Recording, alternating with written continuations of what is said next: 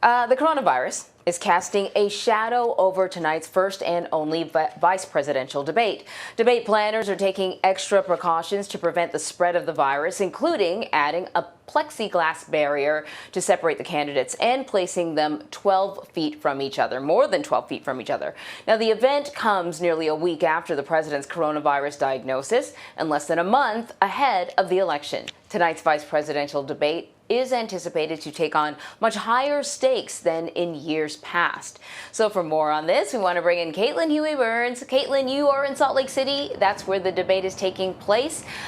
So good morning, and let's talk about why this debate is taking on so much more importance than, say, past vice presidential debates.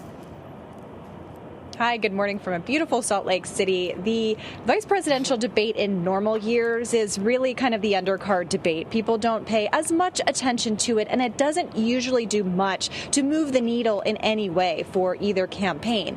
This time, however, given the news over the past several days with the president in the hospital, having been in the hospital with coronavirus, now he is out, this places greater scrutiny and more interest in the vice presidential candidates. Mike Pence, of course, the current vice president, and Kamala Harris, the running mate for Joe Biden. Because of everything that we've seen, I think a lot more people are going to be interested in this role of the vice president, because we've been talking about the line of succession, what happens when a president becomes incapacitated. You also have in Joe Biden and Donald Trump the oldest candidates for president. And so that also places a bigger spotlight on these two candidates here in Salt Lake tonight.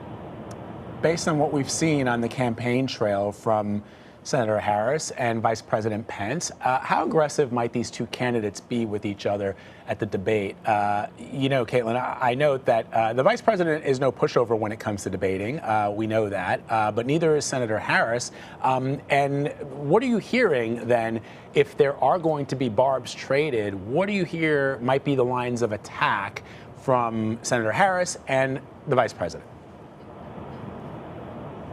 Well, the role of a vice presidential candidate is to really play that attack dog role. And we don't necessarily usually see that from Mike Pence. It's Donald Trump that plays that role. And Mike Pence usually serves as trying to be a moderating type of force. I think we're going to see that on display tonight, especially given the way the president behaved in his debate last week. I think you're going to see an effort by Mike Pence to restore some kind of calm, or try to at least. Kamala Harris is a proven skilled debater. We saw that on display, especially in that first Democratic presidential debate in Miami when she went toe-to-toe with Joe Biden. She came under scrutiny for that, but a lot of people, when she was chosen as a vice presidential pick, said that that's something that could serve her well, that she could really take it to the Trump administration. And as we've talked about before, one of the themes of her presidential campaign was prosecuting the case against Donald Trump. So you can be sure that she will try to do that against the Trump administration tonight. I think it's also important to note that coronavirus is going to be front and center at this debate, not only because of the news that we've seen over the past week, but because you're going to actually see likely plexiglass separating the two candidates, who are going to be at least 12 feet apart. The debate over how to conduct this debate has been top of mind and front and center as a news story. And so I think that the visuals that you're going to see tonight remind us that we are in very different times. And I think that is a line of attack that the Kamala Harris team wants to go after Mike Pence, of course, who's not only the vice president, but also head of the coronavirus task force. Precisely. 2016 Democratic presidential candidate Hillary Clinton actually spoke to Harris about the role sexism could play on stage during the debate, just warning her that there are going to be attacks. There may be slights, which she called slights, and efforts to diminish her personally. What sort of things does Harris have to sort of prepare for? Sure, I think that's really important to note. Harris is going to be the first black woman on a vice presidential debate stage. It's history making in and of itself.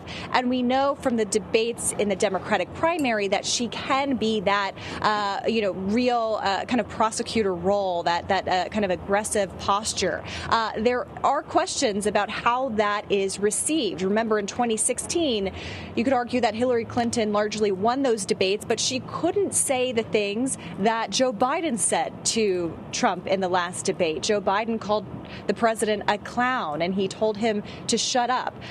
There are questions about whether a woman could do that and get away with that. And I think that's on the minds of the Harris team going into tonight's debate, trying to make a clear case for the Biden ticket and against the president and the administration's handling of coronavirus. The pandemic is something that the Trump team does not want to focus on. Clearly, we see the president trying to move on from this as an issue. But as we're seeing in polls on a national scale and in key battleground states, that the coronavirus pandemic is very much on the minds of voters. It's something that is contributing in a big way to Trump's lagging behind Joe Biden in the polls. And so that kind of message, I think, is one that will be front and center tonight. All right, Caitlin Huey-Burns, we're going to be looking forward to it. Thank you so much. I can see the sun's just coming up over there, so we really appreciate how early you're getting up. All right, so of course you can stream the vice presidential debate tonight right here on CBSN. We'll kick off our coverage with a pre-show at 8:30 p.m. Eastern, and our panel will give you in-depth analysis of the night starting at 11 p.m.